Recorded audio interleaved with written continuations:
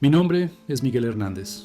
Tengo 43 años, soy mexicano, y hoy les voy a contar la historia más dolorosa de mi vida.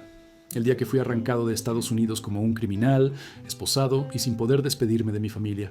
Esta no es solo mi historia, es la historia de millones de mexicanos que cruzaron la frontera en busca del sueño americano y encontraron, al final, solo pesadillas y separación familiar. Nací en Guadalajara, Jalisco. Mi padre era albañil, mi madre vendía tacos en la calle. Éramos pobres, pero dignos. Crecí viendo a mi padre salir de casa a las 5 de la mañana y regresar a las 9 de la noche, con las manos callosas y el rostro quemado por el sol. Aún así, al final del mes, el dinero apenas alcanzaba para comprar frijoles y tortillas. Cuando cumplí 20 años, en 2002, tomé la decisión que cambiaría mi vida para siempre. Decidí cruzar la frontera hacia Estados Unidos. No fue una decisión fácil. Dejar a mi familia, mi país, todo lo que conocía, para ir a un lugar donde ni siquiera hablaba bien el idioma. Pero tenía un sueño. Quería trabajar en Estados Unidos por algunos años, juntar dinero y regresar a México para comprarles una casa a mis padres y tal vez abrir un pequeño negocio. Era un sueño simple, honesto. Nunca pensé que terminaría estableciéndome allá por más de 2 décadas. La travesía fue un infierno.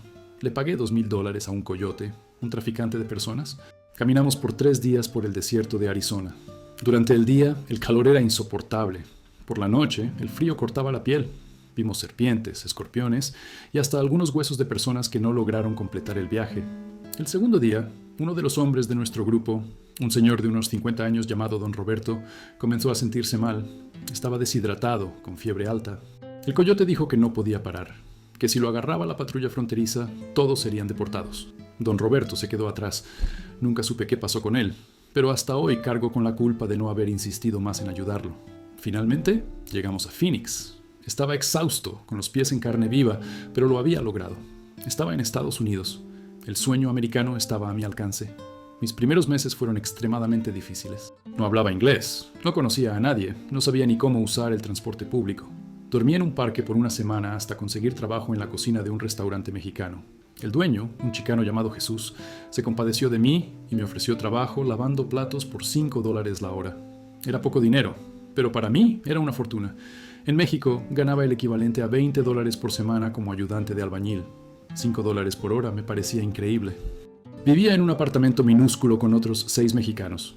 Dormíamos en literas, comíamos solo tortillas con frijoles y mandábamos la mayor parte del dinero a nuestras familias en México. Era una vida dura, pero tenía propósito. Cada dólar enviado a casa significaba comida en la mesa de mis padres. Después de 6 meses en México, conseguí un trabajo un poco mejor con una empresa de construcción que hacía contratos con hoteles. Ganaba el equivalente a $50 por semana y logré alquilar un pequeño apartamento de un cuarto. Era un apartamento minúsculo, en un barrio peligroso, pero era mío. Puse una foto de Diego y María en la mesita de noche y traté de crear algo de normalidad en mi nueva vida. Pero ¿cómo crear normalidad cuando has sido arrancado de tu familia? ¿Cómo adaptarse a un país que es teóricamente tuyo, pero del cual te has vuelto extranjero? El México de 2024 era muy diferente del México que había dejado en 2002. La violencia de los cárteles se había esparcido por todo el país. En la obra donde trabajaba teníamos que pagar impuesto a una pandilla local. Era como vivir bajo extorsión constante. La tecnología también había cambiado todo. Diego me enseñaba a usar aplicaciones que ni existían cuando salí de México. WhatsApp, Instagram, TikTok. Era como si el mundo hubiera avanzado 20 años sin mí. Un día Diego me dijo que me veía tan triste en las videollamadas. Ahora tenía 11 años y estaba más perceptivo. Le respondí que papá estaba bien, que solo se estaba acostumbrando a la vida ahí. Pero yo no estaba bien. Me despertaba todos los días pensando en Los Ángeles, en las mañanas soleadas de California, en el olor de los tacos del food truck frente a la obra, en el sonido del inglés mezclado con español en las calles de East LA. Peor aún era la sensación de inutilidad. En Estados Unidos yo era Miguel, el supervisor de obras, el hombre en quien Bob Thompson confiaba para coordinar proyectos importantes. En México era solo otro albañil de 43 años sin conexiones, sin recursos, tratando de empezar de cero. Después de un año en México, María me dio una noticia devastadora. Diego estaba teniendo problemas en la escuela. Sus calificaciones habían caído y se estaba metiendo en peleas con otros estudiantes. María me explicó llorando que el consejero escolar decía que era depresión, que Diego se culpaba a sí mismo por mi deportación. Él pensaba que si no hubiera nacido, yo podría haber regresado a México antes de que me agarraran. Mi corazón se hizo pedazos. Mi hijo, mi niño hermoso, estaba sufriendo por culpa de mis decisiones. La culpa que sentía era insoportable. Cuando hablé con Diego, su voz era diferente, más madura, pero también más triste. Me preguntó por qué me había ido. Le expliqué que papá no había elegido irse, que había sido forzado a salir. Entonces, me hizo una pregunta que me partió el alma. Me preguntó si yo sabía qué podía pasar, por qué no había regresado a México antes, cómo explicarle a un niño de 11 años la complejidad de las decisiones de un inmigrante, cómo decirle que cada día que pasaba en Estados Unidos, cada año que construíamos nuestra vida allí, hacía más difícil la decisión de partir voluntariamente. Le dije que papá había querido darle la mejor vida posible, que había pensado que podríamos estar juntos para siempre. Pero Diego me respondió que no estábamos juntos, que ahora mami lloraba todas las noches y él no se podía concentrar en la escuela y todo estaba mal. Esa conversación me persiguió por semanas. Mi hijo estaba pagando el precio por mis decisiones y yo estaba a miles de kilómetros de distancia, incapaz de ayudarlo. Decidí que necesitaba hacer algo drástico. Comencé a investigar formas de regresar legalmente a Estados Unidos. Descubrí que existían procesos de reunificación familiar, pero todos requerían que permaneciera fuera de Estados Unidos por al menos 10 años antes de poder solicitar una visa. 10 años. Diego tendría 21 años. Perdería toda su adolescencia, sus años de formación, los momentos más importantes de la vida de un joven. También investigué la posibilidad de que María y Diego vinieran a México. Técnicamente, Diego podría vivir en México. Después de todo, yo era mexicano, así que él tenía derecho a la ciudadanía mexicana. Pero significaría arrancar a un niño americano de todo lo que conocía. Además, las escuelas en México no se comparaban con las escuelas americanas que Diego frecuentaba. Perdería oportunidades de becas para universidades americanas. Perdería la oportunidad de tener un futuro brillante en Estados Unidos. Después de reflexionar mucho, tomé la decisión más difícil de mi vida. Llamé a María y le dije que necesitaba rehacer su vida sin mí. María me preguntó qué estaba diciendo. Le expliqué que Diego necesitaba estabilidad, que necesitaba una figura paterna presente. Si conocía a un buen hombre, alguien que pudiera ser un buen padrastro para Diego, María me dijo que estaba loco, que no quería a nadie más que a mí, pero le insistí que fuera realista. Podía estar 10 años o más fuera de Estados Unidos. Diego no podía esperar tanto tiempo. Ella tampoco podía vivir como viuda por los próximos 10 años. Fue la conversación más dolorosa que jamás tuve. Estaba esencialmente dando permiso para que mi esposa encontrara a otro hombre, para que mi hijo tuviera otro padre. Pero era lo correcto. María no aceptó inmediatamente, pero con el pasar de los meses comenzó a entender mi lógica. Diego necesitaba estabilidad y yo no podía ofrecérsela desde México. En 2025, Diego comenzó a ir mejor en la escuela otra vez. María había conseguido un mejor trabajo como secretaria en una clínica médica. Lentamente, estaban reconstruyendo sus vidas sin mí. ¿Y yo? Yo seguía en la Ciudad de México, trabajando en obras, enviando el poco dinero que podía a mi familia, viviendo en un pequeño apartamento lleno de fotos de una vida que ya no podía tener. Conocí a otros deportados como yo, hombres que habían perdido décadas de sus vidas en Estados Unidos, que habían sido arrancados de sus familias, que ahora trataban de adaptarse a un México que ya no era verdaderamente su hogar. Estaba Raúl, que había vivido 30 años en Chicago y ahora vendía dulces en la calle, porque no podía encontrar trabajo en su profesión de electricista. Estaba Carmen, una de las pocas mujeres deportadas que conocí, que había criado 4 hijos americanos y ahora estaba sola en Guadalajara, sin poder comunicarse bien con sus hijos porque había olvidado mucho del español. Formamos una comunidad informal de deportados. Nos reuníamos los fines de semana, compartíamos historias, tratábamos de ayudarnos mutuamente. Estábamos unidos por el mismo dolor, el dolor de haber sido arrancados de nuestras vidas, de nuestras familias, de nuestros sueños. Don Aurelio me dijo un día que lo peor no era la pobreza, ni tener que empezar de cero a los 65 años. Lo peor era la sensación de que tu vida fue desperdiciada, de que no perteneces ni allá ni acá. Tenía razón, en Estados Unidos éramos mexicanos. En México éramos pochos, americanizados, extranjeros en nuestra propia tierra. El idioma era un problema constante. Después de más de 2 décadas hablando inglés en el trabajo y en casa con Diego, mi español se había deteriorado. Usaba palabras en inglés, en medio de frases en español. Pensaba en inglés, soñaba en inglés. Las costumbres también eran diferentes. En México, la gente almorzaba tarde, cenaba aún más tarde. El ritmo de trabajo era diferente, las relaciones sociales eran diferentes. Pequeñas cosas que me recordaban constantemente que yo era un extranjero. Pero tal vez la parte más difícil era ver a mi hijo crecer a través de una pantalla de teléfono. Ver sus primeros juegos importantes de béisbol a través de videos que María me enviaba. Escuchar sobre sus problemas en la escuela, sus primeros enamoramientos, sus sueños para el futuro. Todo a través de conversaciones telefónicas que nunca parecían lo suficientemente largas. Cuando Diego cumplió 12 años me contó que había conseguido una beca parcial para un campamento de béisbol de verano. Le dije que papá estaba muy orgulloso. Me respondió que quería que pudiera verlo jugar. Le dije que aunque fuera de lejos, papá siempre estaba animándolo. Esas conversaciones me despedazaban. Ver a mi hijo alcanzar hitos importantes, lograr cosas increíbles y yo no poder estar ahí para abrazarlo, para celebrar con él. María comenzó a salir con alguien en 2026. Me lo contó con mucho cuidado, con mucho tacto, pero aún así fue como recibir un golpe en el estómago. Me dijo que se llamaba Robert, que era maestro en la escuela de Diego. Era un buen hombre, le gustaba mucho Diego. Logré decir que eso era bueno, aunque cada palabra era dolorosa. Diego necesitaba una figura paterna. María me aseguró que yo siempre sería el padre de Diego, que nada iba a cambiar eso. Pero todo había cambiado. Mi familia estaba siguiendo adelante sin mí, construyendo una nueva vida donde yo era solo una voz en el teléfono, una presencia distante que llamaba todos los días, pero que no podía estar presente en los momentos que realmente importaban. Robert parecía ser realmente un buen hombre. A Diego le caía bien, lo que era al mismo tiempo un alivio y una tortura para mí. Alivio porque mi hijo tenía una figura masculina positiva en su vida. Tortura porque esa figura no era yo. Un día Diego me contó que Robert le quería enseñar a manejar cuando cumpliera 15 años. Le dije que qué bueno, que era importante aprender a manejar. Por dentro estaba gritando. Yo debería ser el padre enseñándole a mi hijo a manejar. Yo debería estar ahí para esos hitos importantes. En 2027, 3 años después de mi deportación, recibí una llamada que lo cambió todo otra vez. María me dijo con voz seria que necesitaba contarme algo. Robert le había pedido matrimonio. El silencio en el teléfono duró una eternidad. Sabía que este día llegaría, incluso había alentado a María a rehacer su vida, pero escuchar las palabras fue devastador. Le pregunté qué le había dicho. Me respondió que le había dicho que sí. Diego necesitaba estabilidad, y ella no podía estar esperando para siempre. Le dije que entendía, aunque no entendía nada. ¿Cómo podía entender que mi esposa, la mujer que amaba, se casaría con otro hombre?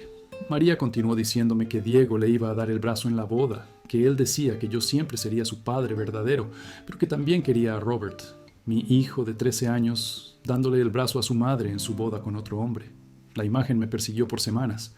La boda fue en una pequeña ceremonia en la iglesia de Nuestra Señora de Guadalupe, la misma iglesia donde María y yo nos habíamos casado 22 años antes. Ella me envió fotos después. Diego, ahora un adolescente alto y guapo, elegante en su traje, al lado de María en un vestido sencillo pero hermoso, y Robert, un hombre americano de apariencia gentil. Miré esas fotos por horas. Mi familia, mi antigua familia, comenzando un nuevo capítulo sin mí. Era lo que había querido para ellos, lo que sabía que era mejor, pero eso no hacía el dolor menor. Diego comenzó a llamarme menos frecuentemente, no por malicia, sino porque estaba ocupado siendo un adolescente americano. Béisbol, escuela, amigos, y ahora un padrastro que realmente se preocupaba por él y estaba presente en su vida diaria. En una de nuestras conversaciones cada vez más espaciadas, Diego me contó que Robert lo estaba ayudando a elegir universidades, que él pensaba que podía conseguir una beca de béisbol. Le dije qué maravilla, que siempre había sido un buen jugador. Me respondió que quería que pudiera venir a su graduación de preparatoria. La graduación de preparatoria de Diego fue en mayo de 2030. Me llamó justo después de la ceremonia, todo emocionado. Me gritó que lo había logrado, que había recibido una beca completa para jugar béisbol en UCLA. Le dije que eso era increíble, que papá estaba tan orgulloso de él. Me respondió que quería que hubiera estado ahí para verme recibir el diploma. Le dije que yo también, pero que sabía que papá estaba celebrando ahí en México. Después de que colgué, lloré como no había llorado en años. Mi hijo había logrado algo maravilloso, algo que cambiaría su vida para siempre, y yo no estaba ahí.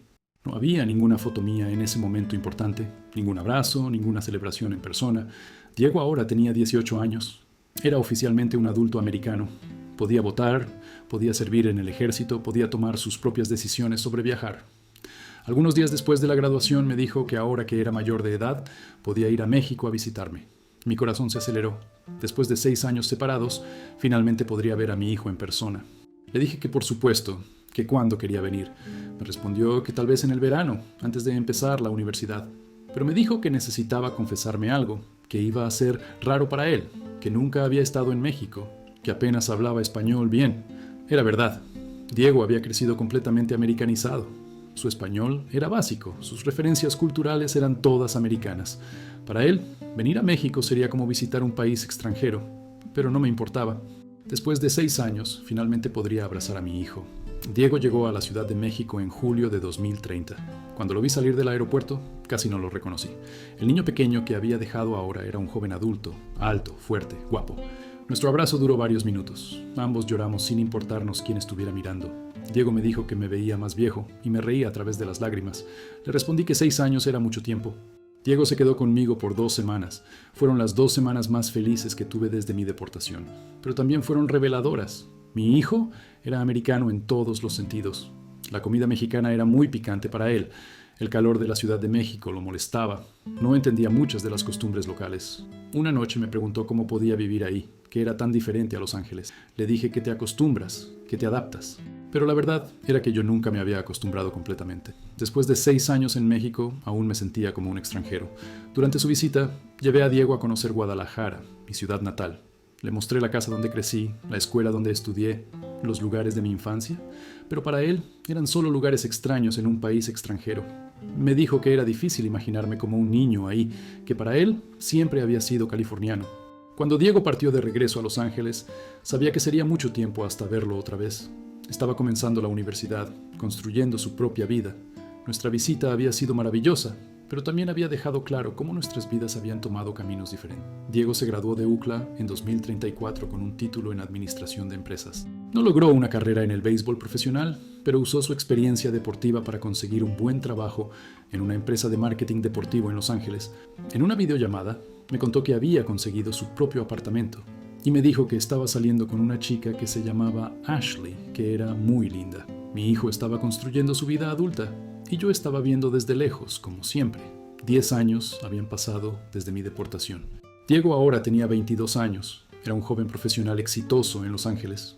Y yo todavía estaba en la Ciudad de México, todavía trabajando en obras, todavía mandando el poco dinero que podía para ayudar ocasionalmente, aunque Diego ya no necesitaba más mi ayuda financiera. María y Robert habían construido una vida sólida juntos. Robert se había convertido en una figura paterna real para Diego, presente en todos los momentos importantes que yo había perdido. Era una realidad amarga, pero era la realidad. En 2035, Diego se casó con Ashley. Fue una ceremonia hermosa en una iglesia en Pasadena. La vi a través de una transmisión en vivo de YouTube que María organizó para mí. Ver a mi hijo casarse a través de una pantalla de computadora fue surreal. Robert fue quien lo llevó al altar. Robert fue quien dio el discurso del padre en la recepción. Yo era solo una presencia virtual, una voz distorsionada que dijo algunas palabras emocionadas a través de una videollamada. Después de la ceremonia, Diego me dijo que quería que hubiera estado ahí físicamente. Le respondí que yo también, pero que papá había estado ahí en espíritu. Era lo que siempre decía, pero las palabras se estaban volviendo vacías, incluso para mí. Estar ahí en espíritu no era suficiente, nunca fue suficiente. Ahora, mientras cuento esta historia, ya han pasado más de 10 años desde mi deportación. Diego tiene 25 años, está casado, tiene una carrera exitosa. María y Robert son felices juntos. Todos siguieron adelante y construyeron vidas plenas sin mí. ¿Y yo? Todavía estoy aquí en la Ciudad de México. Ahora trabajo como supervisor en una empresa de construcción mexicana. Gano lo suficiente para vivir con dignidad. Tengo mi propio apartamento pequeño pero cómodo. Incluso he hecho algunos amigos, entre otros deportados y mexicanos locales. Pero hay una parte de mí que nunca se recuperó de la pérdida de mi familia, de mi vida anterior. Hay una parte de mí que aún se despierta a las 5 de la mañana pensando que necesito llegar a la obra en Glendale. Hay una parte de mí que aún espera que Diego llegue de la escuela para contarme sobre su día. La deportación no es solo sobre ser removido de un país. Es sobre tener tu vida fragmentada, tu identidad destrozada, tus sueños hechos pedazos. Es sobre ver a tu familia seguir adelante sin ti, construir nuevos recuerdos de los que no formas parte, celebrar hitos importantes a través de videollamadas pixeladas. A veces me pregunto si valió la pena.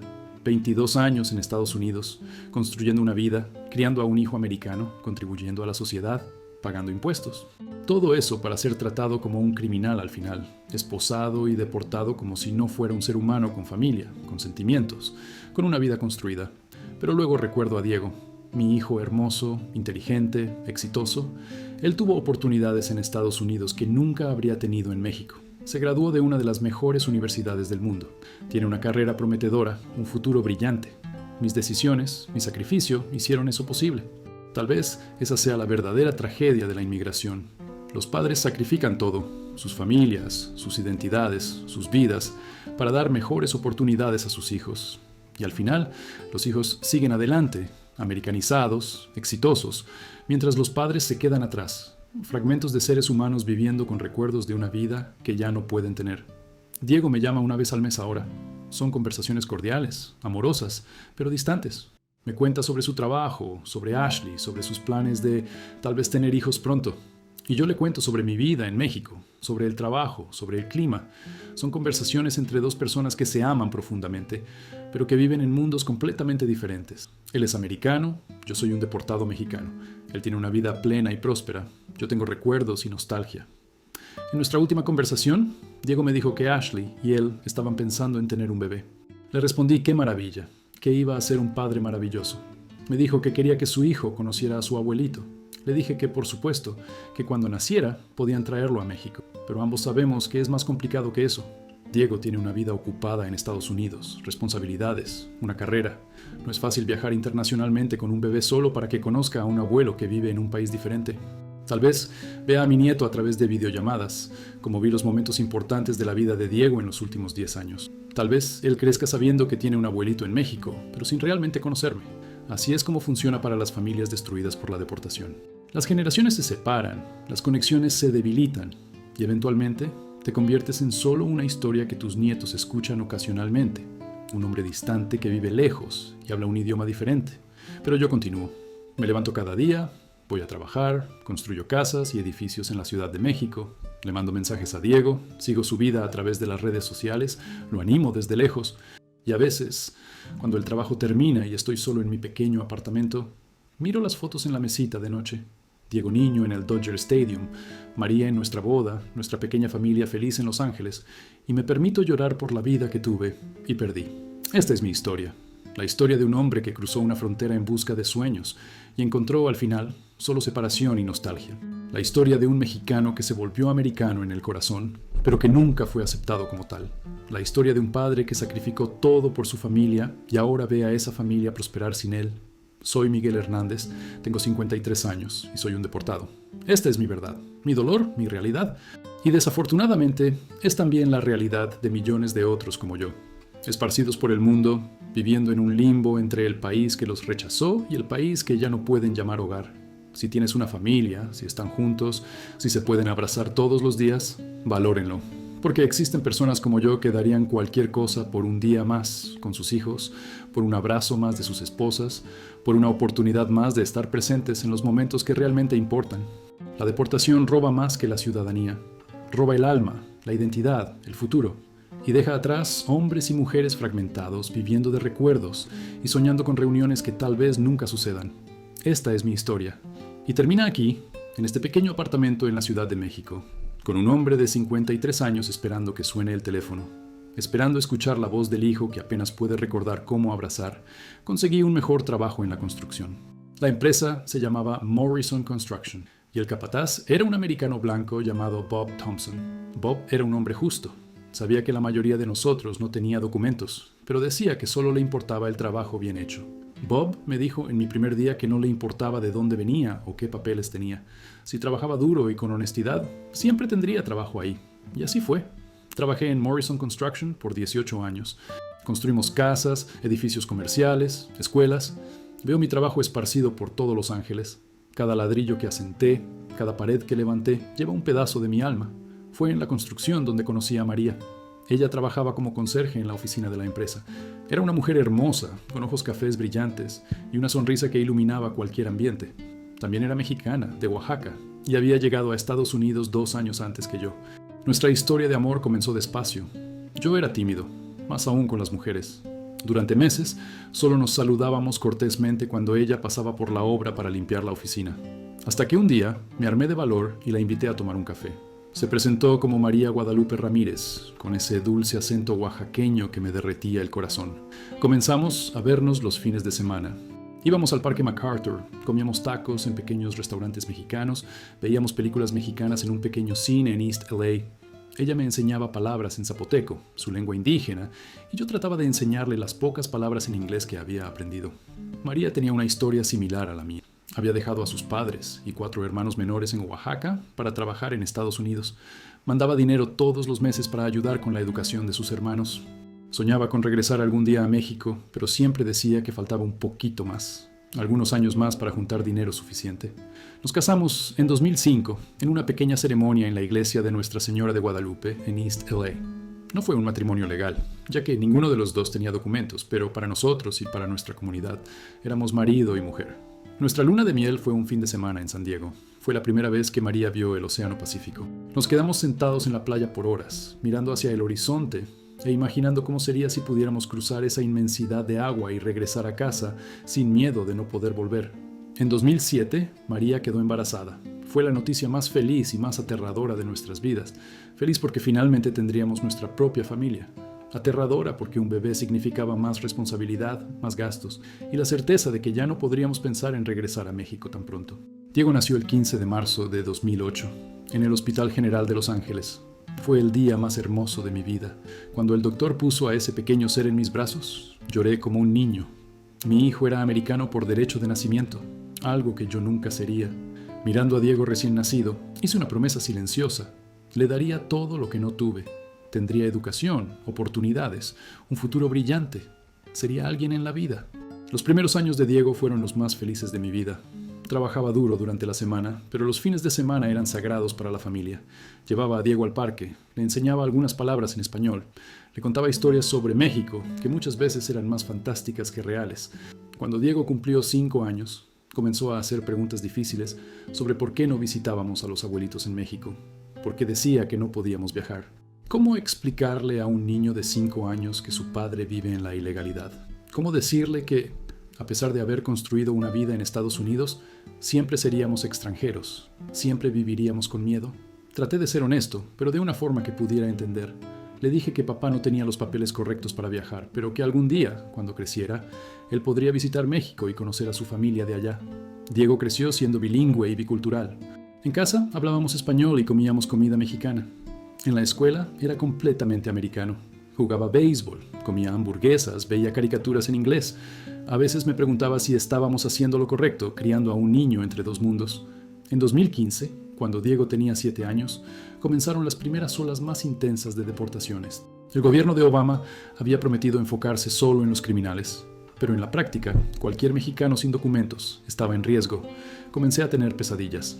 Soñaba que me arrestaban en el trabajo, que me separaban de mi familia, que nunca más vería crecer a Diego. María también estaba asustada. Conocíamos varias familias que habían sido separadas por las deportaciones. Una noche María me sugirió que tal vez deberíamos regresar a México por nuestra cuenta, antes de que nos obliguen a salir. La idea pasó por mi cabeza muchas veces, pero siempre la descartaba. Diego estaba yendo bien en la escuela, se había acostumbrado a la vida americana. ¿Cómo arrancar a un niño de 7 años del único país que conocía? Además, después de más de una década en Estados Unidos, yo mismo me había americanizado en muchos aspectos. Manejaba por las autopistas de Los Ángeles como un nativo. Sabía exactamente cuáles restaurantes servían la mejor comida mexicana. Tenía mi equipo favorito de béisbol, los Dodgers. México se había vuelto un recuerdo distante, casi romantizado. ¿Acaso yo todavía encajaría allá? ¿Lograría recomenzar la vida a los 40 años en un país que, paradójicamente, era mi patria, pero ya no se sentía como mi hogar? En 2016, con la elección de Trump, el miedo se intensificó. Las promesas de deportación masiva, la construcción del muro, la retórica antimexicana, todo eso creó un clima de terror en nuestra comunidad. Muchos amigos nuestros comenzaron a irse voluntariamente. Preferían regresar a México por su cuenta que arriesgarse a ser deportados y separados de sus hijos. Pero nosotros nos quedamos. Diego estaba en 4º año, era uno de los mejores estudiantes de su clase. ¿Cómo sacar a un niño de la escuela, de sus amigos, de la vida que conocía? Además, me había convertido en supervisor en Morrison Construction. Bob Thompson me había ascendido, confiando en mí para coordinar equipos de otros trabajadores mexicanos. Ganaba $15 por hora, un salario que me permitía no solo mantener a mi familia, sino también seguir mandando dinero a mis padres en México. Le decía a María que no podíamos vivir con miedo, que si éramos cuidadosos, si no nos metíamos en problemas, tal vez pasaríamos desapercibidos. Qué inocencia la mía. Como si el color de nuestra piel, nuestro acento, nuestro origen no fueran suficientes para hacernos blancos. Las redadas del ICE comenzaron a intensificarse en 2017. Casi todas las semanas escuchábamos historias de mexicanos siendo arrestados en gasolineras, frente a las escuelas de sus hijos, en los lugares de trabajo. La comunidad mexicana de Los Ángeles vivía en estado de alerta constante. Creamos sistemas de aviso. Cuando alguien veía agentes del ICE en algún barrio, rápidamente esparcía la noticia a través de grupos de WhatsApp. Parecía que estábamos viviendo en una dictadura, siempre mirando por encima del hombro, siempre con miedo. Diego, ahora de 9 años, comenzó a percibir la tensión. Preguntaba por qué la señora González ya no venía a las fiestas. ¿Por qué Marcus había dejado de venir a la escuela? ¿Cómo explicarle a un niño que su comunidad estaba siendo sistemáticamente desmantelada? ¿Cómo decirle que las familias estaban siendo destruidas por políticas migratorias cada vez más crueles? Trataba de mantener la normalidad para Diego. Seguíamos yendo a los juegos de los Dodgers cuando podíamos, haciendo parrilladas los fines de semana con los amigos que aún quedaban, celebrando las fiestas tradicionales mexicanas. Pero por debajo de toda esa aparente normalidad había un miedo constante, una sensación de que nuestra felicidad era frágil y temporal. En 2018, Bob Thompson se jubiló y Morrison Construction fue vendida a una empresa más grande. El nuevo supervisor, un hombre llamado Richards, no tenía la misma filosofía humanitaria de Bob. Comenzó a hacer preguntas sobre documentación, a presionar a los trabajadores mexicanos. Un día Richards me dijo que necesitaba ver mis documentos de trabajo actualizados para el final de la semana. Mi corazón se aceleró. Después de 16 años en la empresa, después de haber ayudado a construir decenas de proyectos, mi empleo estaba amenazado por culpa de papeles que nunca tuve. Logré mantenerme empleado por algunos meses más, usando documentos prestados de un primo que había conseguido residencia legal, pero sabía que era cuestión de tiempo hasta que lo descubrieran. En diciembre de 2018 fui despedido. Oficialmente fue por recorte de costos, pero todos sabíamos la verdadera razón. Richards estaba limpiando la empresa de trabajadores indocumentados. Quedarme desempleado a los 40 años, sin documentos, en un país cada vez más hostil hacia los mexicanos, fue devastador. Durante 3 meses sobrevivimos con los ahorros y con el salario de María, que aún trabajaba como conserje. Finalmente, conseguí trabajo en otra empresa de construcción, más pequeña y que pagaba menos. De $15 por hora pasé a ganar 10. Nuestra calidad de vida se desplomó, pero al menos teníamos algunos ingresos. Diego, ahora de 10 años, comenzó a entender mejor nuestra situación. Un día, llegó de la escuela con una expresión seria y me preguntó si yo era ilegal. La palabra ilegal, saliendo de la boca de mi propio hijo, fue como una puñalada en el pecho. ¿Cómo había aprendido un niño de 10 años a categorizar a los seres humanos como legales o ilegales? Le expliqué que papá no tenía los documentos que el gobierno americano exigía, pero eso no me hacía una mala persona. Trabajaba honestamente, pagaba impuestos, respetaba las leyes. El único problema era que había nacido del lado equivocado de una línea imaginaria. Diego se quedó pensativo por un momento y luego dijo algo que jamás olvidaré, que para él yo era el hombre más legal del mundo. Ese momento de ternura entre padre e hijo fue interrumpido por la creciente realidad de que nuestra situación se estaba volviendo insostenible.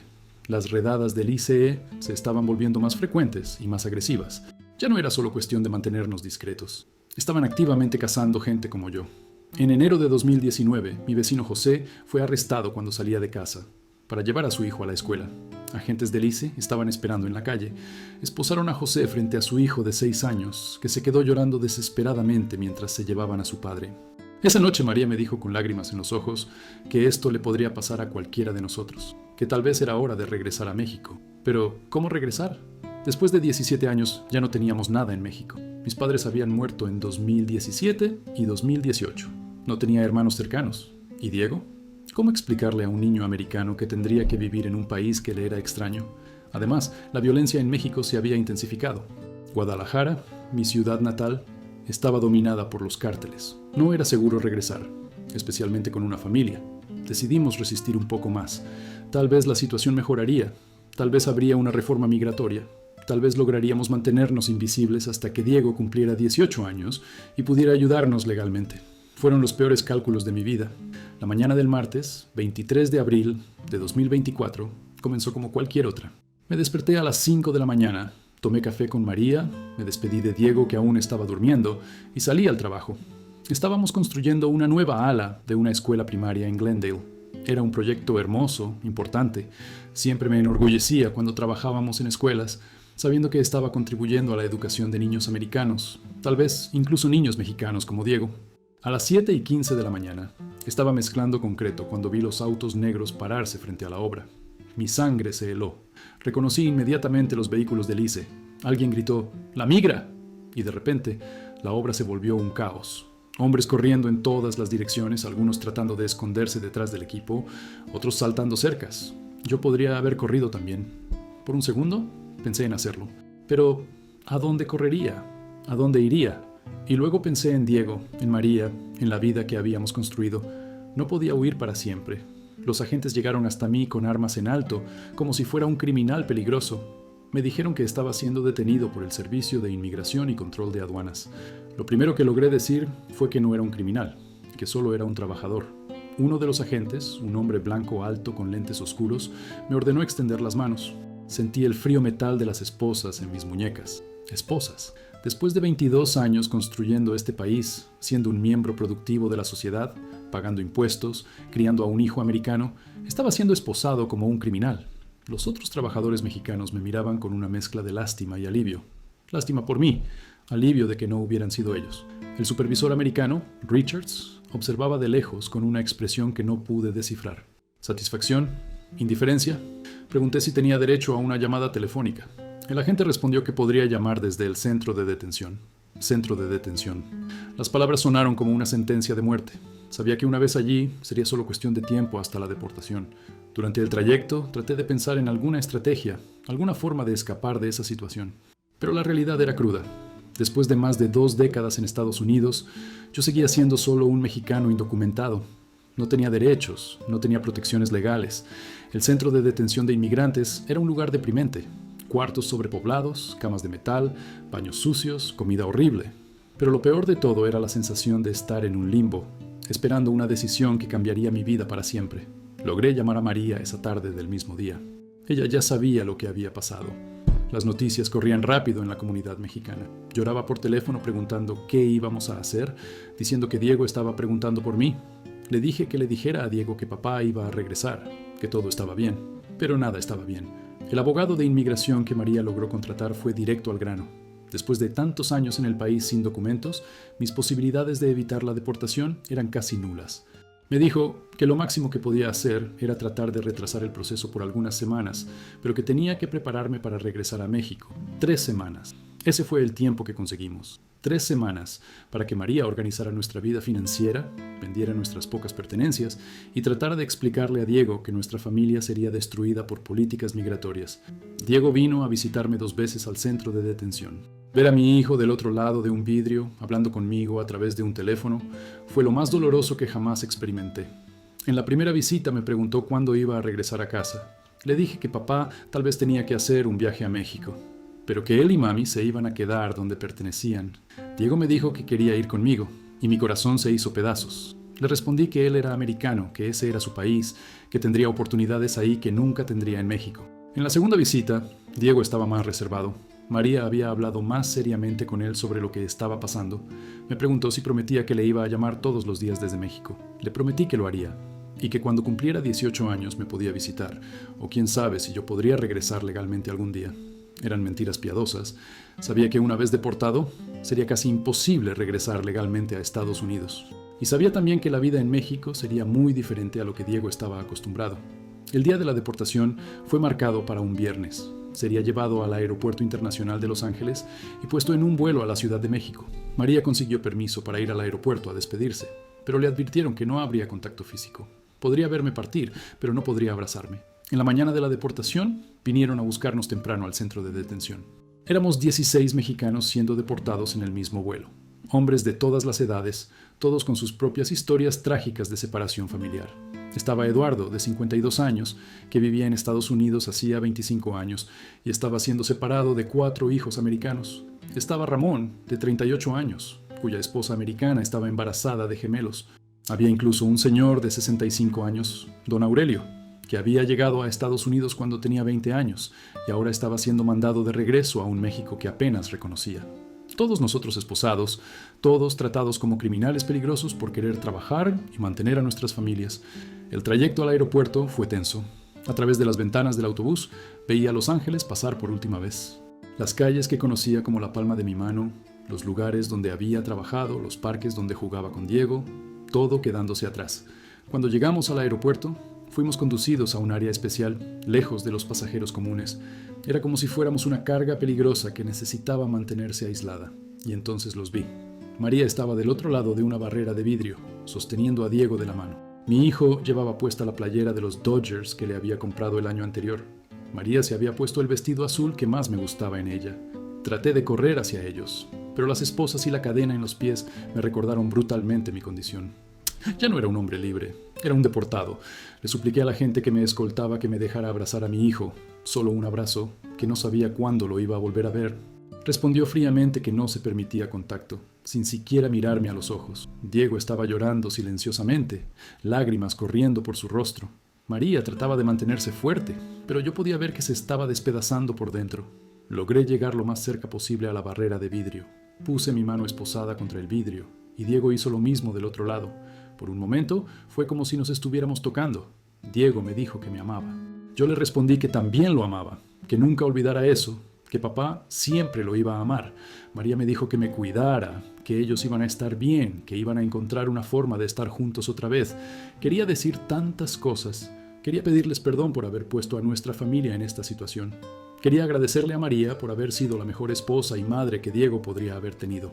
Quería prometer que encontraría una forma de regresar, pero las palabras no salían. El agente anunció que era hora de abordar. Ese fue el momento más cruel de mi vida. Ver a mi familia del otro lado de una barrera, sabiendo que en pocos minutos estaríamos separados por miles de kilómetros y por un sistema migratorio que destruye familias sin parpadear. Les dije que nunca se olvidaran de mí antes de ser arrastrado hacia la puerta de embarque. El vuelo a la Ciudad de México fue una pesadilla. 16 hombres esposados, escoltados por agentes armados, tratados como criminales peligrosos. Los otros pasajeros nos miraban con una mezcla de curiosidad y repulsión. Durante las 5 horas de vuelo, reflexioné sobre mi vida en Estados Unidos. 22 años. Más de la mitad de mi vida adulta. Había llegado como un joven soñador de 20 años y estaba siendo expulsado como un hombre de 43 años, con una familia destruida. Pensé en todas las casas que había ayudado a construir, todas las escuelas, todos los hospitales. ¿Cuántos americanos estaban viviendo o trabajando en edificios que mis manos habían ayudado a levantar? Y aún así, era tratado como un invasor, como alguien que no pertenecía a ese lugar. Cuando el avión aterrizó en la Ciudad de México, sentí una extraña mezcla de emociones. Estaba de regreso en mi país de nacimiento, pero no me sentía en casa. Después de más de 2 décadas, México se había vuelto un país extranjero para mí. Las autoridades mexicanas fueron amables, pero también estaba claro que no sabían bien qué hacer con cientos de deportados que llegaban diariamente. Fuimos procesados rápidamente y liberados en la capital mexicana, una ciudad gigantesca que yo apenas conocía. Con el equivalente a $200 en el bolsillo, el dinero que María había logrado mandarme, necesitaba decidir a dónde ir. Guadalajara, mi ciudad natal, estaba a 8 horas en autobús. ¿Pero qué haría allí? Ya no conocía a nadie, no tenía dónde vivir, no tenía trabajo. Decidí quedarme en la Ciudad de México por ahora. Tal vez sería más fácil encontrar trabajo en una ciudad más grande. Tal vez habría más oportunidades para alguien con mi experiencia en construcción. Los primeros meses en México fueron los más difíciles de mi vida. Encontré un cuarto pequeño en una pensión en las afueras de la ciudad, compartiendo baño con otros 10 hombres. Conseguí trabajo en una obra, pero ganaba el equivalente a $30 por semana, una fracción de lo que ganaba en Estados Unidos. Más doloroso que la pobreza era la nostalgia. Diego me llamaba todos los días, como había prometido, pero las conversaciones eran cada vez más difíciles. Él estaba creciendo, cambiando, viviendo experiencias de las que yo ya no era parte. Un día me contó que habían ganado el juego de béisbol. Le dije que papá estaba orgulloso de él. Me respondió que quería que hubiera estado ahí para verlo jugar. Yo también quería, le dije. Yo también quería. María también estaba sufriendo. Criar a Diego sola, trabajar para mantener la casa, lidiar con toda la burocracia de la vida en Estados Unidos sin mí, estaba siendo muy pesado para ella. En una de nuestras conversaciones me dijo que Diego estaba haciendo preguntas sobre ir a México, que me extrañaba mucho. Le dije inmediatamente que no lo dejara venir, que él necesitaba quedarse ahí, terminar sus estudios, tener un futuro. Aquí en México, él no tendría las mismas oportunidades. Era verdad. México había cambiado mucho en los 22 años que estuve fuera, pero no necesariamente para mejor. La violencia había aumentado, la economía estaba estancada y las oportunidades para alguien como Diego serían muy limitadas. Después de 6 meses,